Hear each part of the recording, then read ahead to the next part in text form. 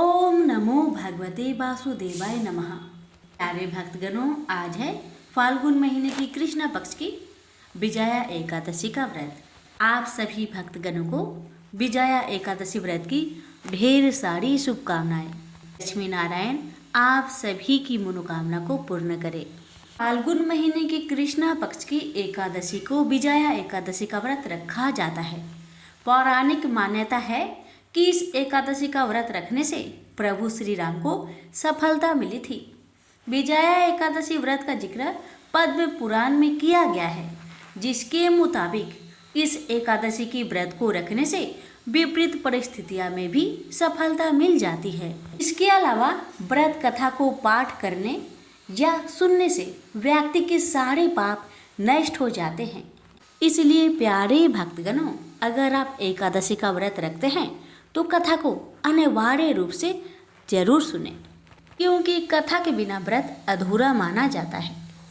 अब आइए जानिए विजया एकादशी व्रत के कुछ खास नियम के बारे में। विजया एकादशी व्रत के नियम के अनुसार अगर संभव हो तो व्रत के दौरान अनाज और पानी का सेवन नहीं करना चाहिए। अगर इसके बिना व्रत करना संभव नहीं लगे तो फलहार और जल का सेवन कर सकते हैं। विजया एकादशी व्रत बच्चे, बूढ़े और रोगी को नहीं करना चाहिए। इसके अलावा इस दिन ना तो घर में चावल बनाना चाहिए और ना ही भात का सेवन करना चाहिए।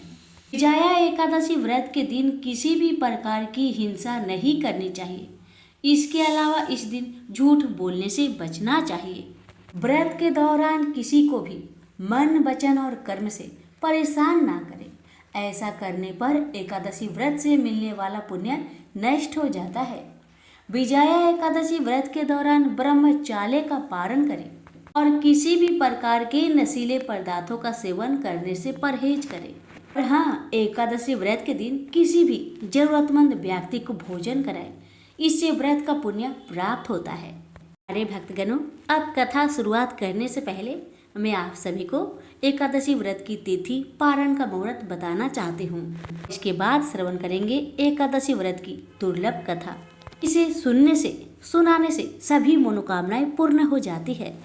एकादशी 2024 शुभ मुहूर्त और पारण का समय पंचांग के मुताबिक मार्च में 6 तारीख बुधवार को रखा जाएगा। एकादशी तिथि की शुरुआत 6 मार्च को सुबह 6:30 से होगी, जबकि एकादशी तिथि की समाप्ति 7 मार्च को सुबह 4:13 पर होगी। विजया एकादशी व्रत का पारण 7 मार्च 2024 को दोपहर 1:43 से शाम 4:04 के बीच किया जाएगा।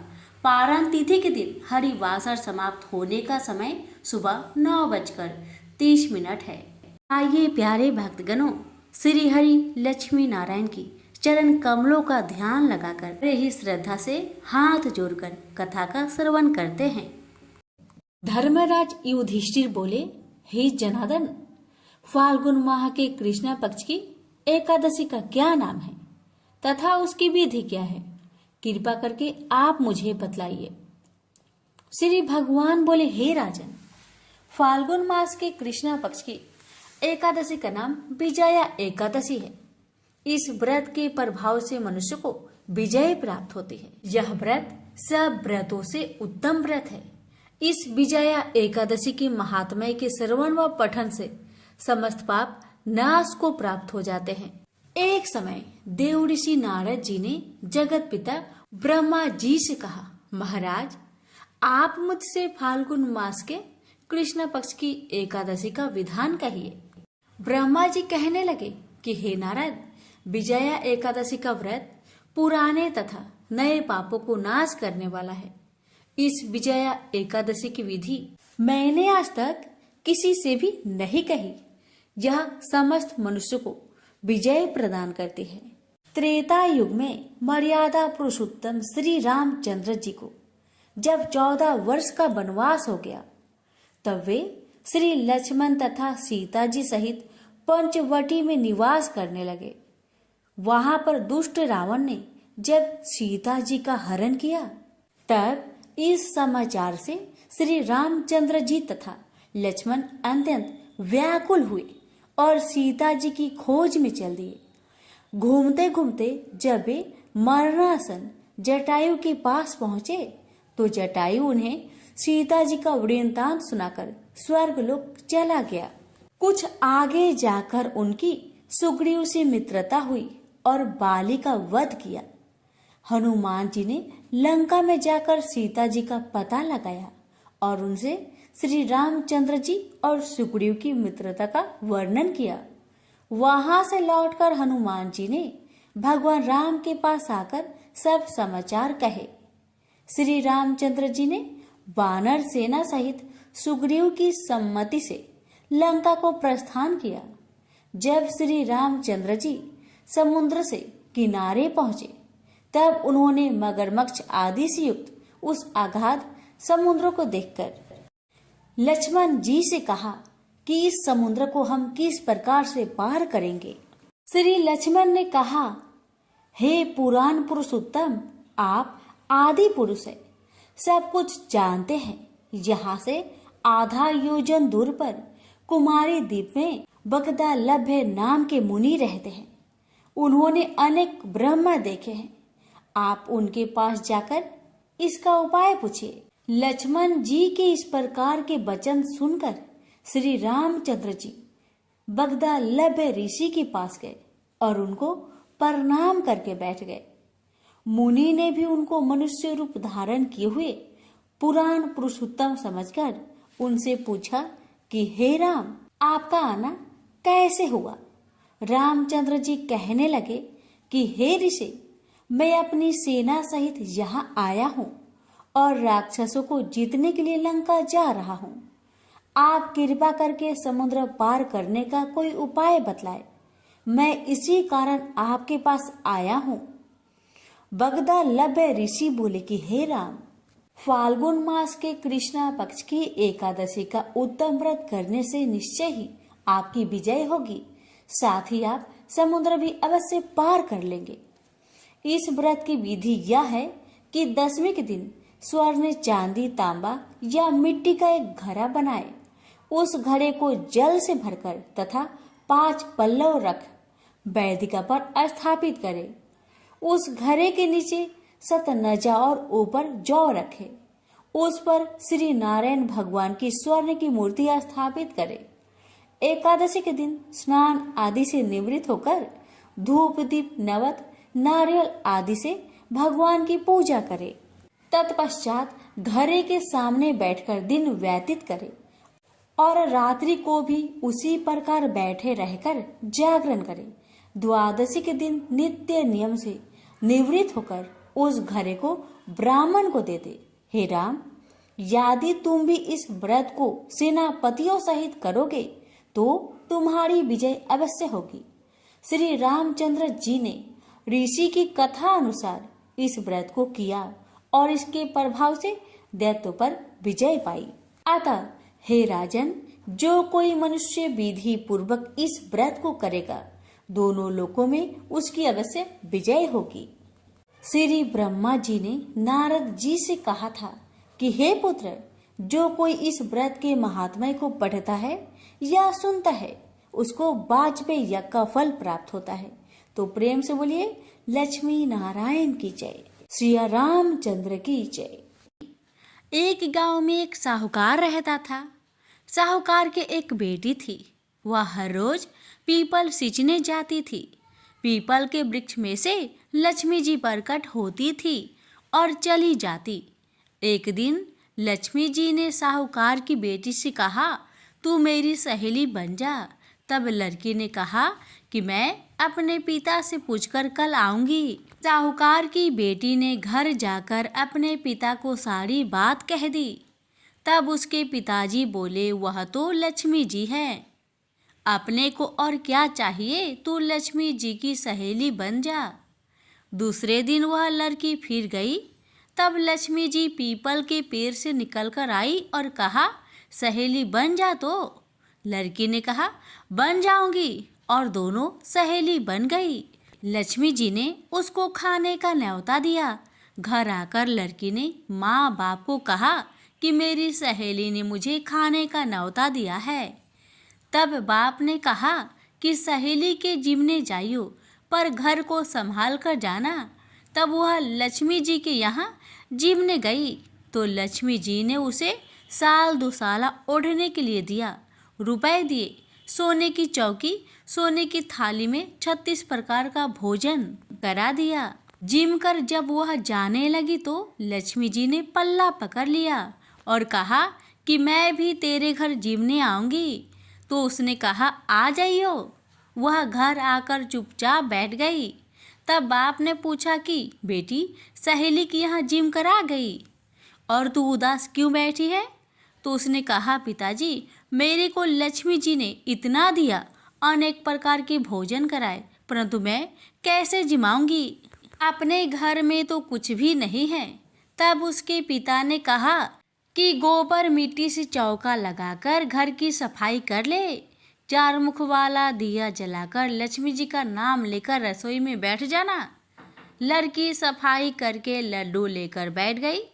उसी समय एक रानी नहा रही थी। उसका नौलखा हार चील उठाकर ले गई और उसके घर वह नौलखा हार डाल गई और उसका लड्डू ले गई। बाद में वह हार को तोड़कर बाजार में गई और सामान लाने लगी तो सुनार ने पूछा कि क्या चाहिए?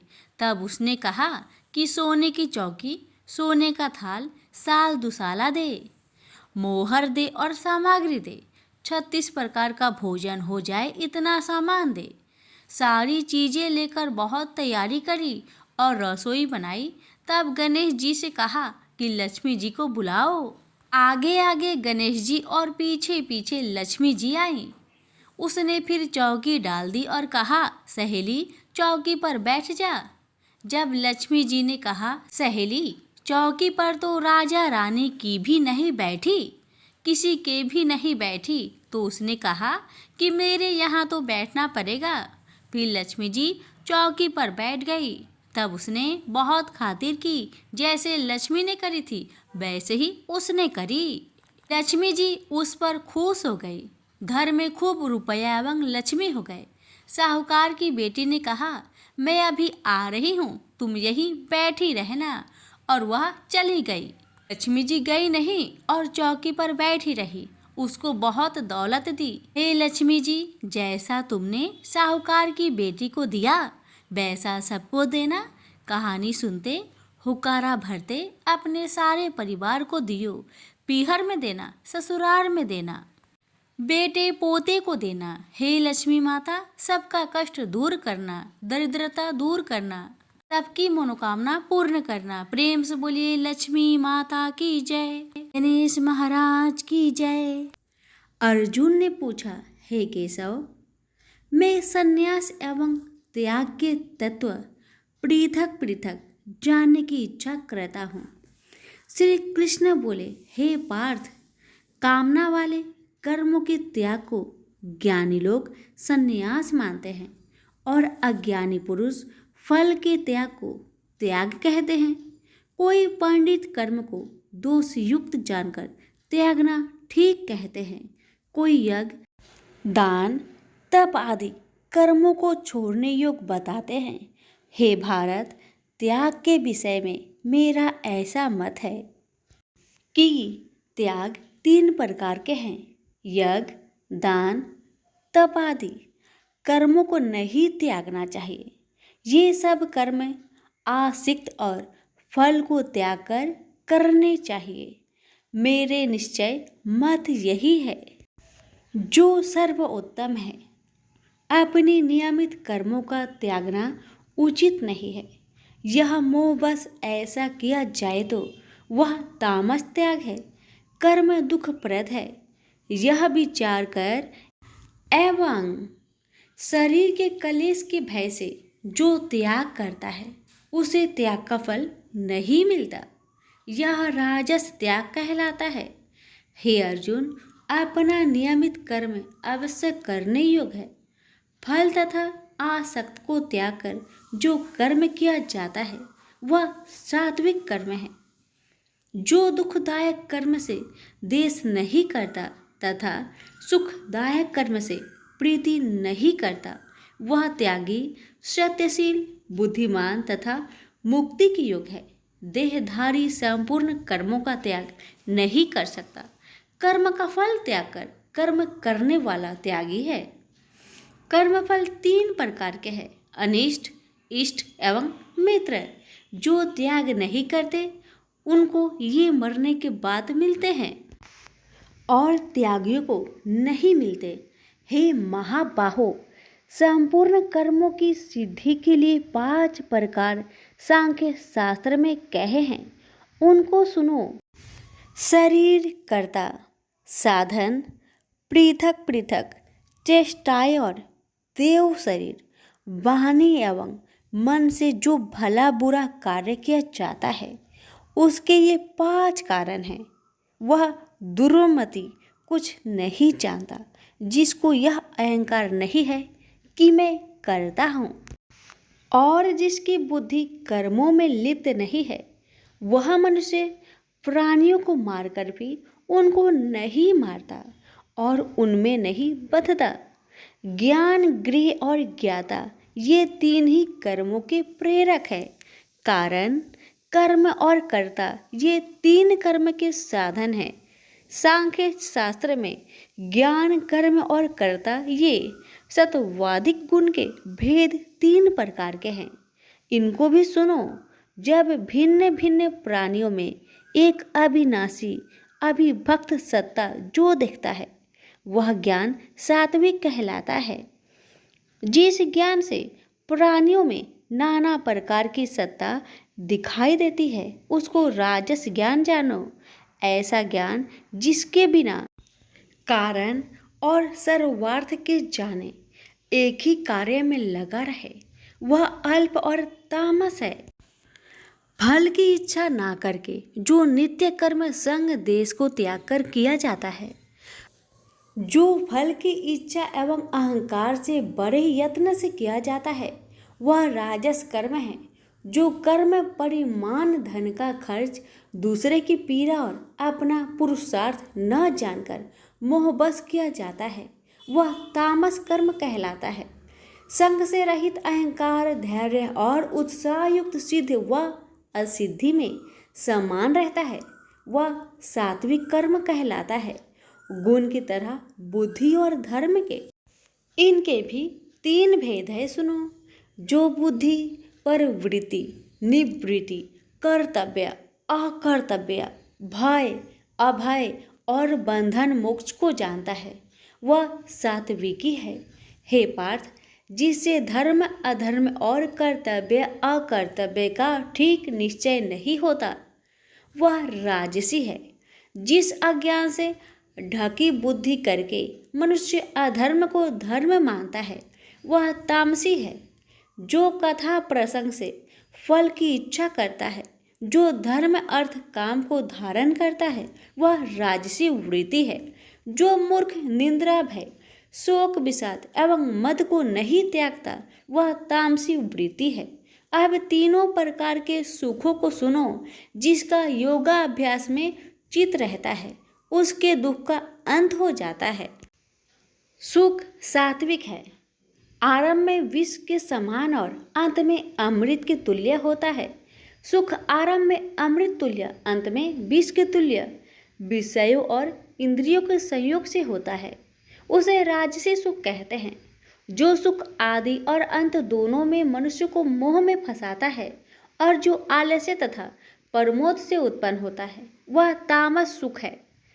सम, दम, तप, पवित्रता, क्षमा, नम्रता, ज्ञान, अनुभव और परलोक में श्रद्धा ये ब्राह्मणों के स्वाभाविक सिद्ध कर्म है। बहादुरी, तेजस्विता, धैर्य, चतुराई, युद्ध, स्थिरता, उदारता और प्रभुता ये क्षत्रिय के स्वाभाविक कर्म हैं। खेती, गोरक्षा स्वाभाविक कर्म है। जो लोग अपने अपने गुणों और प्रवृत्तियों के अनुसार कर्म करते हैं, उनको सिद्धि प्राप्त होती है। और जिसने सब जगत का विस्तार किया है, उस ईश्वर को अपने कार्य के द्वारा आराधना करके मनुष्य सिद्धि को पाता है। दूसरे उत्तम कर्म से अपना नीच कर्म ही श्रेष्ठ है। सर्वत्र आसक्त को छोड़ने वाला आत्मा जीतने वाला इच्छा रहित मनुष्य संन्यास के द्वारा सर्व कर्म निवृत्ति रूप परम सिद्धि को पाता है, वह फिर कैसे ब्रह्म को प्राप्त होता है? सो मुझसे सुनो, यही इस ज्ञान की परानिष्ठा है। शुद्ध बुद्धि से युक्त होकर धृति द्वारा इस मन को बस में लगाकर शब्द आदि विषयों को छोड़कर राग देश से रहित होकर एकांत में रहने वाला, मीताहारी वाणी और मन को जीतने वाला, नित्य ध्यान युक्त और वैराग्य, अहंकार, बल, घमंड, काम, क्रोध तथा परिग्रह छोड़कर ममताहीन और शांत मनुष्य ब्रह्म भाव के योग होता है। व्रत को प्राप्त हुआ पुरुष दत्तचित होकर स्वक व अभिलाषा को नहीं करता है। जीवन मात्र में समदर्शी होकर मुझ में परम भक्ति पाता है। इस प्रकार ज्ञानी सदैव मुझ में निवास करने वाले सब कर्मों को भोग करता हुआ मेरे अनुग्रह से अविनाशी सनातन मोक्षप्रद को प्राप्त होता है। तत्पश्चात तत्व से मुझे जानकर फिर मन मुझ में ही प्रवेश करता है। सावधानी से अपना मन मुझ में स्थिर कर और सब कर्मों को मुझ में अर्पण कर बुद्धि योग के आश्रय से निरंतर अपने चित्त को मुझ में लगाओ। मेरे में चित्त लगाकर मेरी कृपा से दुर्गम कष्टों से तर जाओगे। यदि अहंकार से मेरी बात सुनोगे तो नष्ट हो जाओगे। यदि अहंकार का आश्रय लेकर युद्ध नहीं करूँगा ऐसा मानते हो तो यह तुम्हारा निश्चय झूठा है, क्योंकि स्वभाव तुम्हें युद्ध करवाएगा। हे कौतन्य, जिस कर्म को तू अब मोह से करना चाहता है उसे अपने स्वाभाविक कर्म से बंधा हुआ बेबस होकर करेगा। हे अर्जुन, जीवों के हृदय में स्थिर ईश्वर उनको माया से भ्रमा रहा है, मानो सब यंत्र पर चढ़े हैं। हे भारत, सब भावों में उसी की कृपा से परम शांति एवं मुक्ति को पाओगे। यह गूढ़ ज्ञान मैंने तुमसे कहा है, इसे भली भांति विचार कर जैसा चाहते हो वैसा ही करो। अब तू सबसे गूढ़ वचन भी सुन, क्योंकि तू मेरा परम मित्र है, इसलिए मैं तेरे हित ही कहूँगा। मेरे में मन लगाओ, मेरे ही भक्त हो, मेरे ही यज्ञ करो और मेरा ही नाम जपो। सब धर्मों को छोड़कर मेरी शरण में आओ, मैं तुम्हें सब पापों से छुड़ा दूंगा। यह मेरा रहस्य ऐसे पुरुष जो तप ना करता हो, मेरा भक्त ना हो, कभी भी नहीं कहना चाहिए। जो इस परम गुप्त ज्ञान को मेरे भक्तों में प्रकट करेगा वही मेरी परम भक्ति को पाकर अंत में निश्चय ही मुझ में लीन हो जाएगा। इस धर्म संवाद को जो कोई पढ़ेगा उसे मैं समझूंगा कि उसने ज्ञान यज्ञ से मेरी पूजा की है। जो श्रद्धावान पुरुष दोष ढूंढे बिना इसको सुनेगा वह भी मुक्त होकर पुण्य आत्माओं को मिलने वाले शुभ लोक को प्राप्त होगा। हे पार्थ, तुमने एकाग्रचित्त से मेरे कहे हुए उपदेश को सुना या नहीं? हे धनंजय, तुम्हारा अज्ञान से उत्पन्न हुआ मोह नष्ट हुआ या नहीं? अर्जुन ने कहा, हे भगवान, आपकी कृपा से मेरा मोह नष्ट हो गया और स्मृति जागृत हुई है। अब मैं निसंदेह आपकी आज्ञा पर स्थिर हूँ और जैसा आपने कहा है मैं वैसा ही करूँगा। संजय बोले, हे धृतराष्ट्र, मैंने महात्मा वासुदेव और अर्जुन का यह प्रेरणा देने वाला अद्भुत संवाद सुनाया व्यास जी की कृपा से।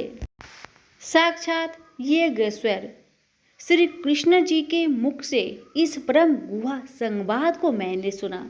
हे राजन, श्री कृष्ण और अर्जुन के इस अद्भुत पुण्य कारक संवाद को स्मरण करके मन बार बार प्रसन्न होता है। श्री कृष्ण भगवान के उस अद्भुत रूप को स्मरण करके मुझे बड़ा ही विस्मय होता है। हे राजन, मैं बारंबार प्रसन्न होता हूँ। मेरी ऐसा धारणा है कि जहाँ योगेश्वर भगवान श्री कृष्ण हैं और जहाँ पार्थ जैसा धनुर्धर है, वही राजलक्ष्मी, विजय, ऐश्वर्य और अटल नीति है। सभी प्रेम से बोलिए श्री कृष्ण भगवान की जय हो। एक बार राधा रानी जी सखी से बोली, सखी तुम श्री कृष्ण की प्रसन्नता के लिए किसी देवता की ऐसा पूजा बताओ जो परम सौभाग्यवर्धक हो। तब समस्त सखियों में श्रेष्ठ चंद्रनन्ना ने अपने हृदय में एक क्षण तक कुछ विचार किया, फिर बोली। चंद्रनन्ना ने कहा, राधे, परम सौभाग्यदायक और श्री कृष्ण की भी प्राप्ति के लिए वरदायक व्रत तुलसी की सेवा।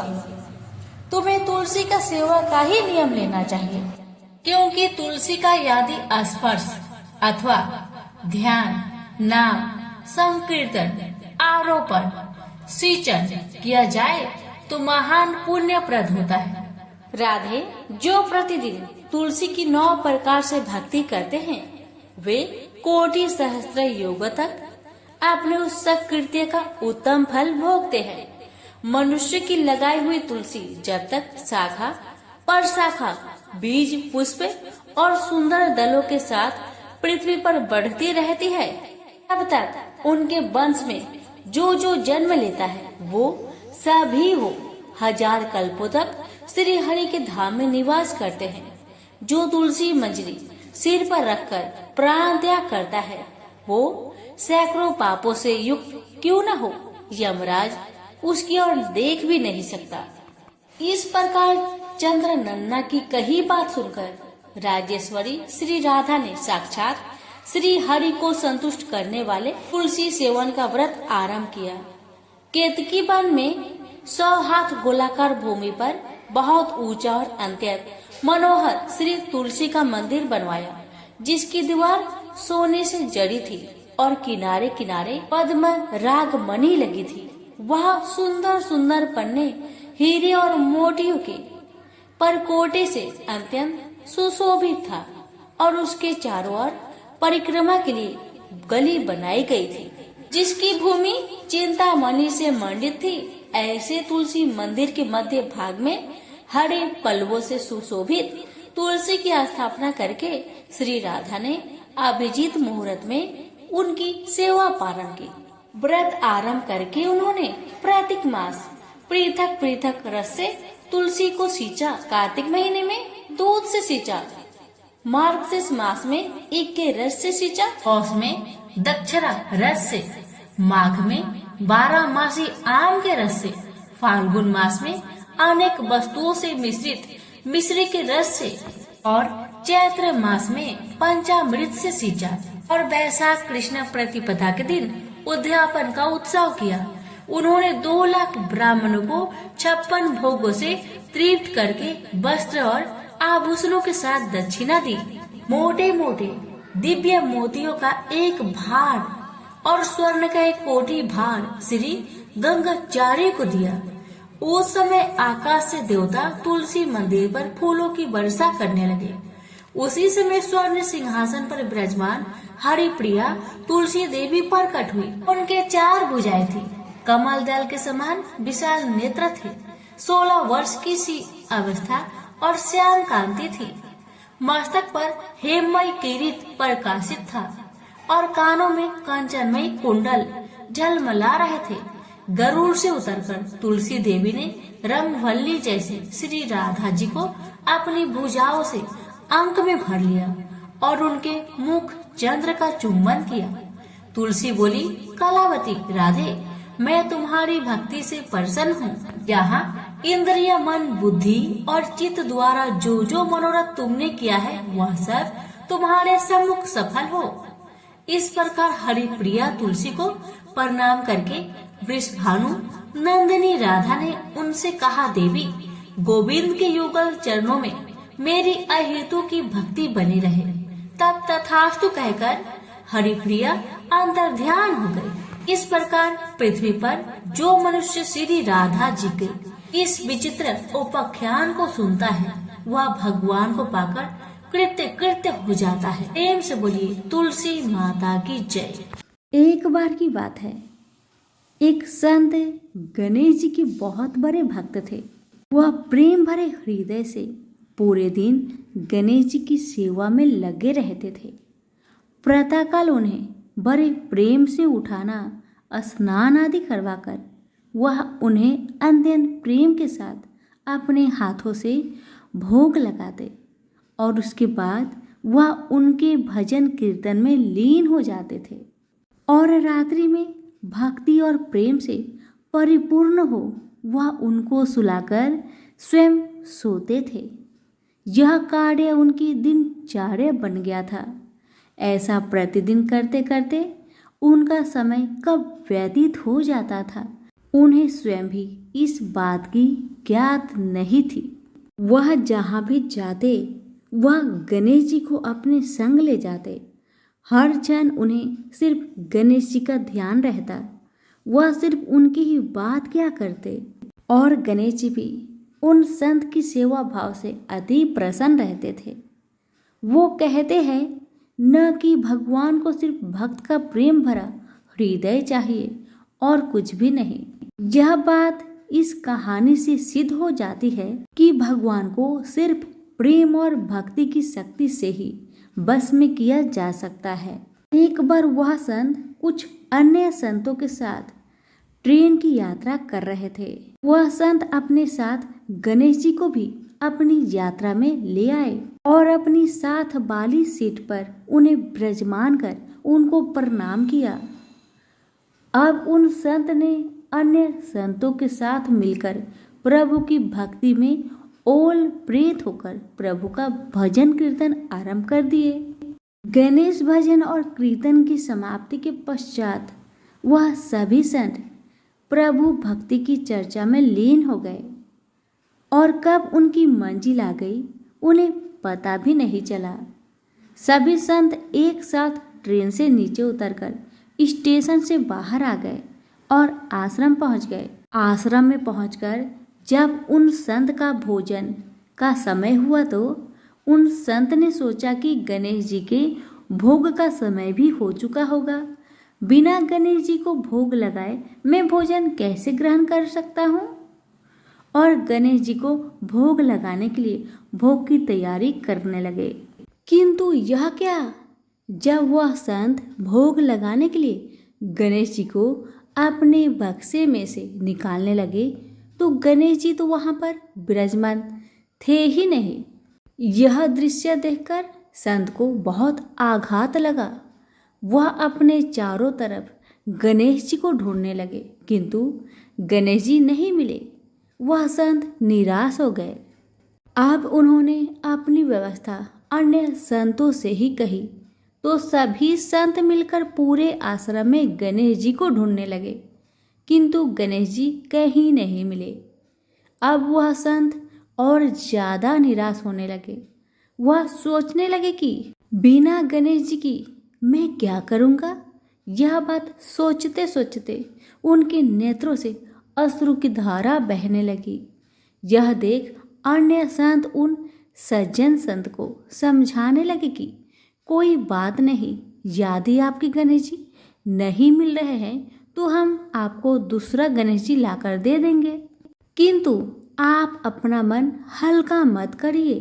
किंतु वह संत नहीं माने। वह लगातार रोए जा रहे थे और यही कह रहे थे कि मुझे तो अपनी वही गणेश जी चाहिए जिनसे मैं रोज प्यार दुलार करता था। उनके अलावा अन्य कोई नहीं चाहिए। उन्होंने अन्न और जल भी ग्रहण नहीं किया। ऐसा करते करते 4-5 घंटे बीत गए। इधर गणेश जी कहीं नहीं मिल रहे थे और उधर संत जी की तबीयत रो रो कर खराब होती जा रही थी। फिर अचानक एकाएक उन्हें याद आया कि आखिरी बार उन्होंने गणेश जी को ट्रेन में बैठाया था और प्रभु भक्ति की चर्चा में लीन हो वो कब बगैर गणेश जी को लिए आश्रम पहुंच गए उन्हें पता ही नहीं चला। यह बात सुनते ही समस्त संतों ने उस सज्जन संत से कहा कि अब तो 4-5 घंटे बीत गए, वह ट्रेन बहुत दूर चली गई होगी। यह बात सुनकर सज्जन संत ने अन्य सभी संतों से कहा कि मुझसे गलती हो गई कि मैं बगैर अपने गणेश जी को लिए ट्रेन से उतरकर आश्रम पहुंच आया, किंतु मेरे गणेश जी मुझे छोड़कर कहीं नहीं जाएंगे। मुझे पूर्ण विश्वास है कि गणेश जी मेरी वहीं पर प्रतीक्षा कर रहे होंगे। एक भक्त का अपने प्रभु के प्रति ऐसा आत्मविश्वास देखकर वहां उपस्थित सभी संत उन सज्जन संत को साथ लेकर स्टेशन की ओर चल दिए। स्टेशन पहुंचकर संतों ने स्टेशन मास्टर को अपनी सारी कहानी सुनाई। यह बात सुनकर स्टेशन मास्टर ने संतों से कहा कि एक ट्रेन पिछले 4-5 घंटे से स्टेशन पर ही खड़ी है। हम सभी बहुत परेशान हैं कि बिना किसी तकनीकी समस्या के वह ट्रेन आगे क्यों नहीं बढ़ रही है। स्टेशन मास्टर की इन बातों को सुनकर संतों को समझने में तनिक भी देर ना लगी कि यह सब तो उस लीलाधर की है। ये तो गणेश महाराज की ही लीला है। और वह मुस्कुराते हुए अपने ठाकुर को लेने चल दिए। ट्रेन की बोगी में पहुंचकर जब उन संत ने ठाकुर जी को देखा तो ऐसा लगा मानो जैसे वह एक बच्चे की भांति बैठकर अपने पिता का इंतजार कर रहा हो कि कब उसके पिता आएंगे और उसे ले जाएंगे। तब उन संतों ने गणेश जी को प्रणाम कर और क्षमा याचना करते हुए गणेश जी को ट्रेन से नीचे उतार ले गए। अंत में यह दृश्य देखकर सभी हैरान रह गए। जब वह संत अपने गणेश जी को लेकर जैसे ही ट्रेन से नीचे उतरे वैसे ही वह ट्रेन भी चल दी, जो बिना किसी तकनीकी समस्या के स्टेशन पर पिछले 4-5 घंटे से खड़ी थी। वहां खड़े सभी स्वजन पुरुषों ने भक्ति की शक्ति का यह दृश्य देखकर सभी ने गणेश जी के चरणों में सत सत प्रणाम किया और आश्रम की ओर चल दिए। सभी प्रेम से बोले, गणेश महाराज की जय हो। एक लपसी था, एक तपसी था। तपसी हमेशा भगवान की तपस्या में लीन रहता था। लपसी रोजाना 1.25 सेर की लापसी बनाकर भगवान का भोग लगाकर जीम लेता था। एक दिन दोनों लड़ने लगे। तपसी बोला, मैं रोज भगवान की तपस्या करता हूँ इसलिए मैं बड़ा हूँ। लपसी बोला, मैं रोज भगवान को 1.25 सेर लापसी का भोग लगाता हूँ इसलिए मैं बड़ा हूँ। नारद जी वहां से गुजर रहे थे। दोनों को लड़ता देखकर उनसे पूछा कि तुम क्यों लड़ रहे हो। तपसी ने खुद के बड़ा होने का कारण बताया और लपसी ने अपना कारण बताया। नारद जी बोले, तुम्हारा फैसला मैं कर दूंगा। दूसरे दिन लपसी और तपसी नहाकर अपनी रोज की भक्ति करने आए तो नारद जी ने छुपकर 1.25 करोड़ की एक अंगूठी दोनों के आगे रख दिए। तपसी की नजर जब अंगूठी पर पड़ी तो उसने चुपचाप अंगूठी उठाकर अपने नीचे दबा लिया। तपसी की नजर अंगूठी पर पड़ी लेकिन उसने ध्यान नहीं दिया। भगवान को भोग लगाकर लपसी खाने लगा। नारद जी सामने आए तो दोनों से पूछा कि कौन बड़ा है, तो नारद जी ने तपसी से खड़ा होने को कहा। वो खड़ा हुआ तो उसके नीचे दबी अंगूठी दिखाई पड़ी। नारद जी ने तपसी से कहा, तपस्या करने के बाद भी तुम्हारी चोरी करने की आदत नहीं गई, इसलिए लपसी बड़ा है और तुम्हें तुम्हारी तपस्या का कोई भी फल नहीं मिलेगा। तपसी शर्मिंदा होकर माफी मांगने लगा। उसने नारद जी से पूछा, मुझे मेरी तपस्या का फल कैसे मिलेगा। नारद जी ने कहा, यदि कोई गाय और कुत्ते की रोटी नहीं बनाएगा तो फल तुझे मिलेगा। यदि कोई ब्राह्मण को भोजन करवाकर दक्षिणा नहीं देगा तो वह फल तुझे मिलेगा। यदि कोई साड़ी के साथ ब्लाउज नहीं देगा तो फल तुझे मिलेगा। यदि कोई दिए से दिया जलाएगा तो फल तुझे मिलेगा। यदि कोई सारी कहानी सुने लेकिन तुम्हारी कहानी नहीं सुने तो फल तुझे मिलेगा। उसी दिन से हर व्रत कथा कहानी के साथ लपसी तपसी की कहानी भी सुनी और कही जाती है। प्रेम से बोलिए लक्ष्मी नारायण की जय।